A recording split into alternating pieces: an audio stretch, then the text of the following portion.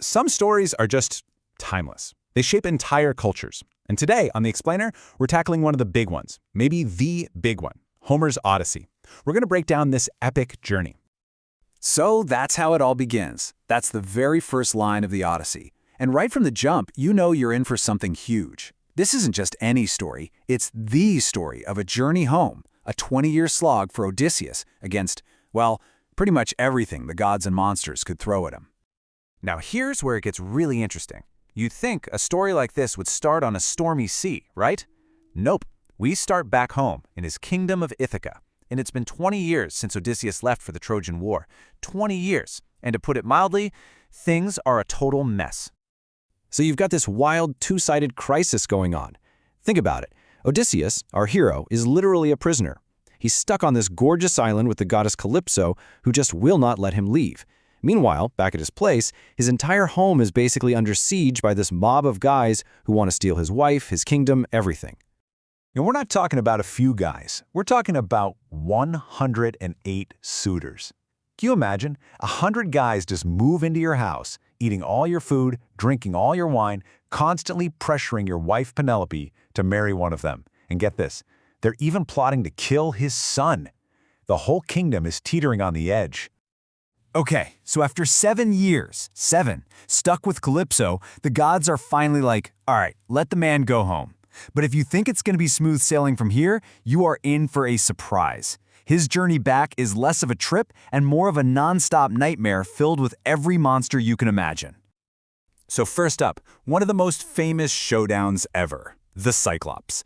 This one-eyed giant Polyphemus traps Odysseus and his crew in a cave. And when I say traps, I mean he rolls a boulder in front of the entrance that's impossible to move. Then he just starts eating them, 2 at a time. It's absolutely horrifying. And this is where we see what makes Odysseus, well, Odysseus. He knows he can't outmuscle this thing, so he uses his brain. It's his ultimate superpower. He tells the giant his name is No Man, as in nobody. So after he gets the Cyclops drunk and blinds him with a giant fiery stake, the giant screams for help, yelling, "No man is attacking me." All the other Cyclops just hear, "Nobody is attacking me," and go back to sleep. It's genius, just pure brilliant trickery. The fun doesn't stop there, of course. Next up, the Sirens. You've probably heard of them. These creatures sing a song so beautiful, so irresistible, that sailors just can't help but steer their ships right into the rocks. So Odysseus, being clever, has his crew plug their ears with beeswax, but he's got to hear it. So he makes them tie him to the mast of the ship tight, so he can listen to this deadly song but can't steer them all to their doom. What a move. And then, just when you think it can't get any worse, he's faced with a classic rock in a hard place scenario, only the rock is a six-headed monster, and the hard place is a ship-eating whirlpool. Seriously, he has to sail through this tiny channel. On one side, you've got Charybdis, a whirlpool that will just swallow his entire ship. On the other, you have Scylla, a monster with 6 heads that snatches sailors right off the deck. There's no winning. He has to make the horrible choice to sacrifice 6 of his men to the monster to save everyone else from the whirlpool. So, after all that, after everything, Odysseus finally makes it back. He washes up on the shores of Ithaca, all alone, the last survivor of his crew. 20 years. He's finally home. But you know this story isn't over. In a lot of ways, the real fight, the hardest fight, is just about to start. But he can't just stroll back in and announce he's home. That'd be a death sentence. So, with a little help from the goddess Minerva, he pulls off another brilliant move. He goes undercover, as a homeless old beggar. This lets him walk right into his own palace, completely anonymous. A king, disguised as a nobody, forced to watch these guys trash his home and even take their abuse. And from this position, hiding in plain sight, he sees everything. He sees just how greedy and awful the suitors are. He sees his wife Penelope, still loyal, cleverly fending them off. And maybe most important of all, he sees his son, Telemachus. He's not a kid anymore. He's grown into a man who's ready to fight.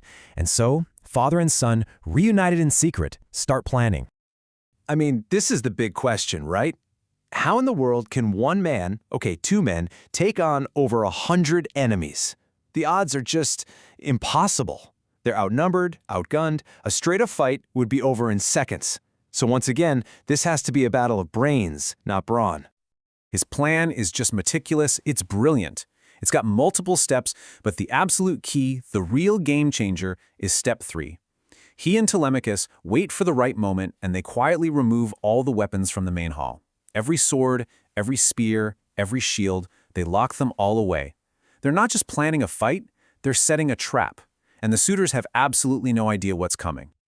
And then, the moment of truth. Penelope, who has been patient for years, has finally had enough. She announces one last challenge for the suitors. This is it. This is the contest that will decide her fate and the fate of the entire kingdom. She brings out Odysseus's legendary great bow. Now, this thing isn't just any bow. It's massive, powerful, a weapon that only he could ever wield.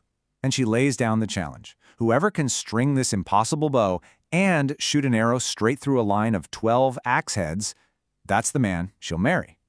So you can just picture it. One after another, these big, arrogant suitors step up, all full of swagger.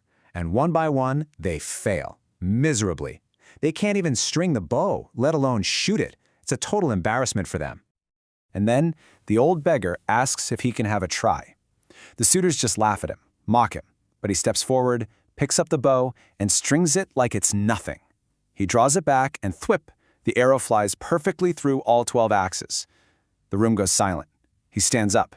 His disguise seems to just melt away, and he reveals who he is. Odysseus is back. And in that same moment, the doors are barred, the suitors are trapped, and they realize there are no weapons. The trap has been sprung. What happens next isn't really a fight, it's an execution. You've got Odysseus, the legendary archer, picking them off one by one. You have Telemachus fighting like a warrior. And they're backed up by 2 loyal servants who help lock everything down. It's a complete rout. They take back the palace, and they don't leave a single suitor standing. But wait, it's not over. Even after all that, Penelope is smart. She's cautious. She needs to be 100% sure this is really him. So she gives him one last test, a secret one. She tells a servant to go move their marriage bed out of their room for him.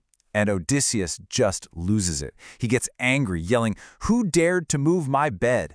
Because, he explains, he built that bed himself, carved from the trunk of an olive tree that's still rooted in the ground. The bed can't be moved.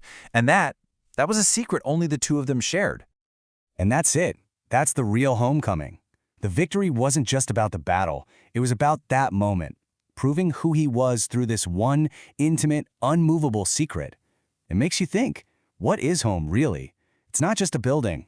It's that shared foundation, that secret knowledge, that bond that can survive 2 decades of monsters, magic, and war. It can survive anything.